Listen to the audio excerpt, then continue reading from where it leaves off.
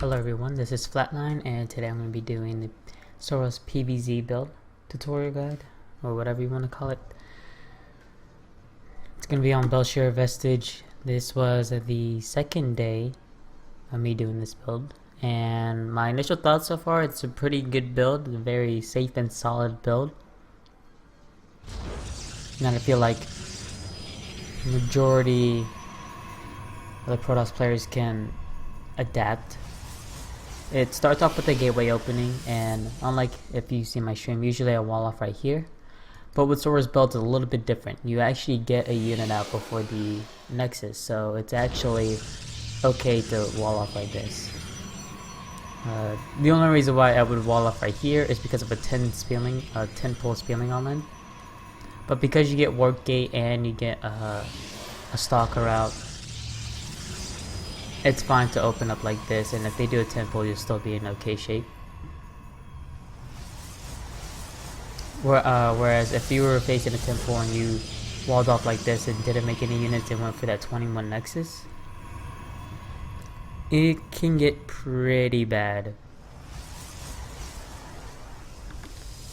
Alright, so nothing to really count on this. It's 9 Pylon, 13 Gateway, 14 Assimilator, 16 Pylon, 18 Cyber, 18 Assimilator.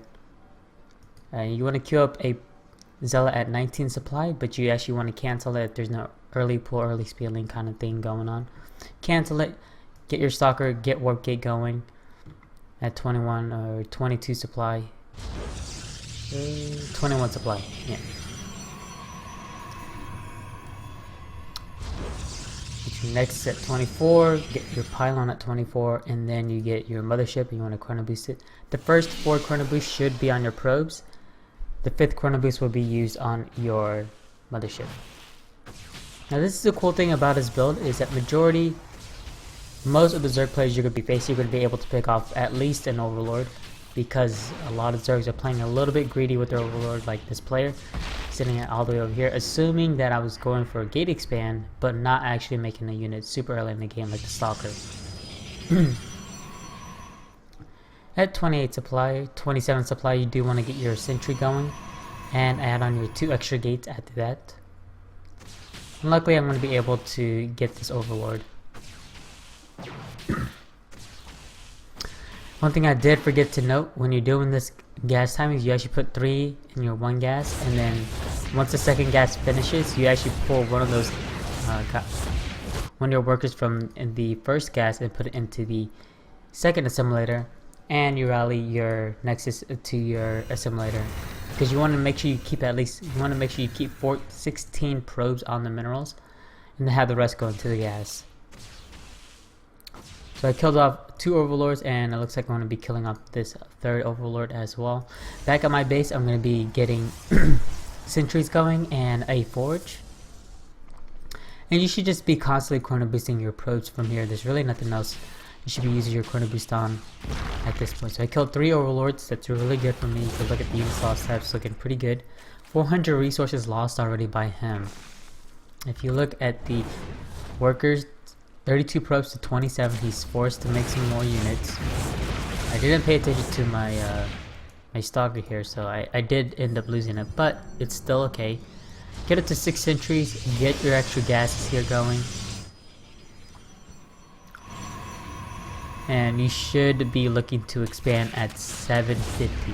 You want to get these gases at 7 minutes, and at 750 you want to expand at the latest.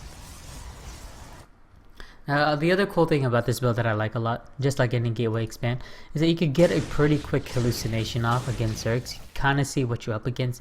Do you see a roach warren? Do you see only a spawning pool? Do you see evil chambers? Do you see a lair? How does it look like so far for you?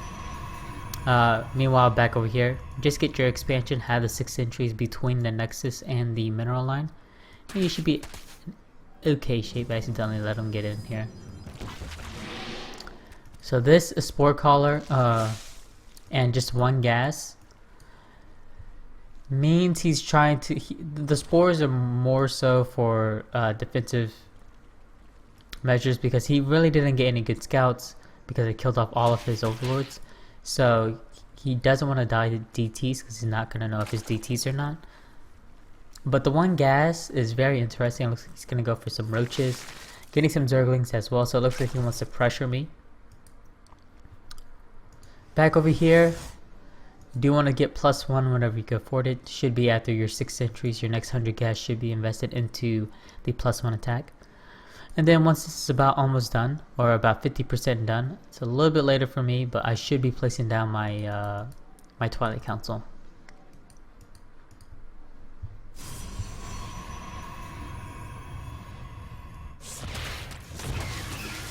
Here comes some zerglings, gonna come over here, really not gonna be able to do anything. Once again, Twilight Council pretty late. There we go, I finally put it down. You want to get it at 50% +1. So that way whenever +1's done, your Twilight Council will finish and you can continue on with +2 attack and research your blink. From that, you're just going to be chrono boosting probes. We're going to go to my vision real quick so we can make sure I don't miss anything. And we want to see what we're up against. We see the layer finished up. Still doesn't have his gas here inside his main. That's very weird. So I'm going to send another one as well. I want to see where his army's at. You can see the rally point's going to come over here because I need to see what is his units. He doesn't have his gas over there, so most likely not going to be mutas. I still don't see any units whatsoever from him. Still that one gas as well, so I felt like he was going to go some kind of roach all-in, roachling all-in. Now he's getting his gas over here at his natural.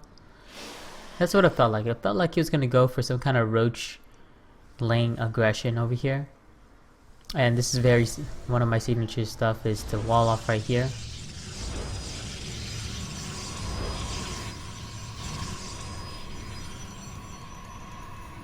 But with your robo, you actually want to get your immortals going instead of this observer.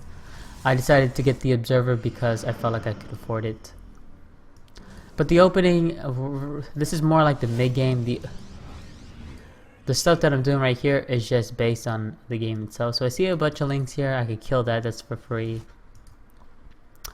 Don't see a 4th base. What is going on here? I don't see a 4th base from him. I'm still looking around. Where is his tech? Where's his units? Still doesn't have this gas. There's his units. And I'm just gonna let only a couple of units come up here. 3 units for me.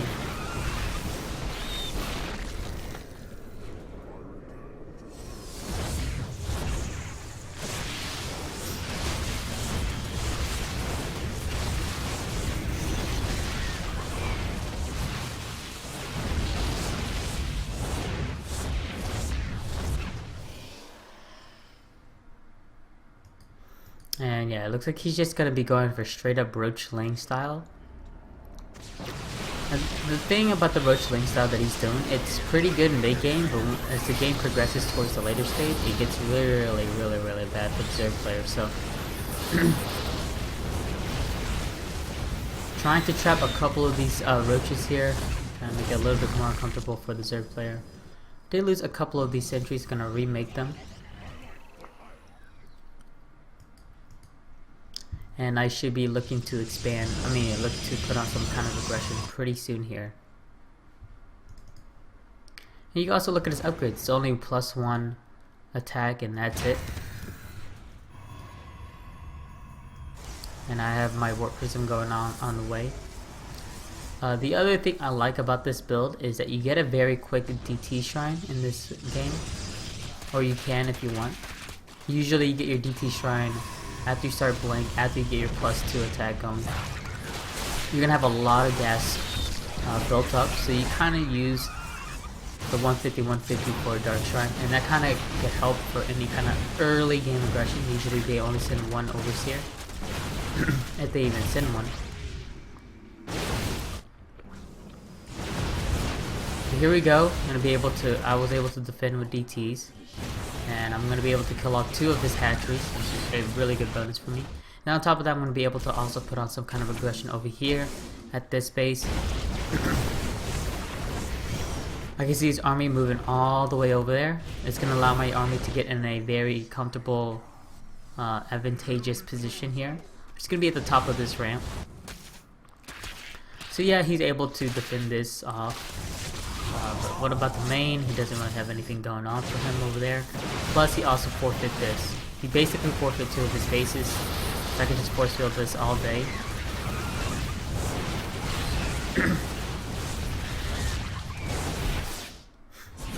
Killing out this base. This base is pretty much obsolete.